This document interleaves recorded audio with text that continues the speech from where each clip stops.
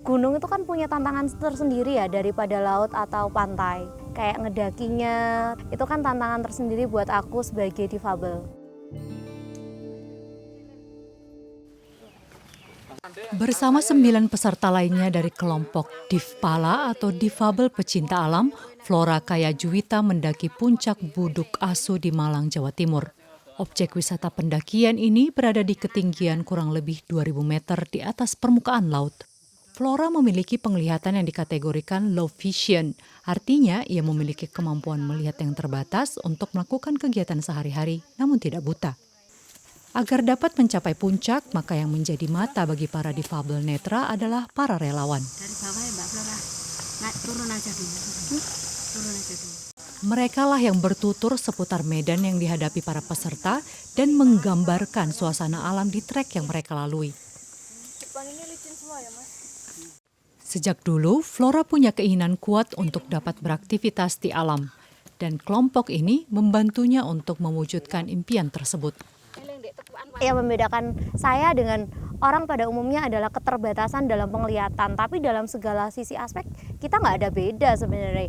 Kayak aku keterbatasannya hanya di mata kan, tapi selebihnya aku sama. Kita juga punya mimpi, kita punya harapan, kita punya cita-cita, kita punya angan, kita punya ada sesuatu hal yang ingin kita capai, tujuan hidup, semuanya sama aja sebenarnya, dan hak itu harus disetarakan emang. Obsesi mantan penyiar radio ini untuk mengikuti kegiatan hiking dapat tersalurkan saat ia mengenal Difpala. Kelompok pecinta alam yang dikelola oleh Yayasan Lingkar Sosial Indonesia itu terbentuk sejak bulan Juni 2021. Meski tidak mudah, namun kelompok pecinta alam dari Malang, Jawa Timur itu dibentuk karena mereka ingin menghapus stigma terhadap difabel. Mendaki gunung bagi difabel bukan soal kehebatan, tapi soal bagaimana mereka siap secara fisik, mental, dan logistik. Itu hasil yang kami dapatkan dari kegiatan mendaki gunung. Artinya ini sangat penting untuk menunjukkan bahwa kesempatan bagi difabel sangat dibutuhkan untuk menunjukkan mereka setara dengan warga negara lainnya. Meski tak dapat melihat hijaunya pegunungan di sepanjang jalur pendakian, bagi difabel netra menaklukkan puncak gunung memiliki kepuasan tersendiri. Ini saya yang kelima kali ke sini. Ya. Ini saya bernostalgia bersama teman-teman Linksos. Kepuasan untuk menaklukkan ketakutan diri sendiri sih sebenarnya. Jadi pada umumnya, stigma pada umumnya kan untuk difabel terutama tunanetra itu kan umumnya orang menganggap bahwa aduh kemana-mana aja butuh pendamping dan lain sebagainya gitu. Tapi ya nggak gitu juga. Toh dengan medan yang lumayan ekstrim seperti tadi kita bisa gitu loh. Jadi semua itu bukan masalah keterbatasan, tapi masalahnya di niat. Kalau emang kita beneran punya niat ya kenapa enggak gitu loh. Sesulit apapun juga bakal bisa kalau udah ada niatnya. Tapi semudah apapun ya nggak akan kejadian kalau kita nggak benar-benar punya niat. Hal yang sama turut dirasakan rekan sependakian Flora.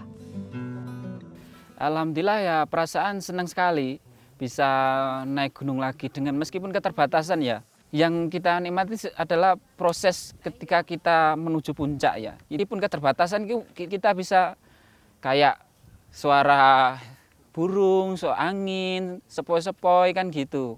Meskipun kita nggak bisa menikmati pandangan ya, secara visual. Tak sekadar mendaki gunung, setiap kali mencapai puncak, peserta Difpala akan melakukan aksi menanam pohon. Saya ini mau menanam. Sebagian besar adalah pohon berkayu keras seperti pule atau Alstonia solaris dan pohon buah. Total sudah ada lebih dari 870 pohon yang mereka tanam. Kini komunitas yang awalnya dibentuk di Malang dan beranggotakan 9 orang itu sudah tersebar di Pasuruan, Tulung Agung, dan Kediri dengan jumlah anggota yang tercatat mencapai lebih dari 50 orang.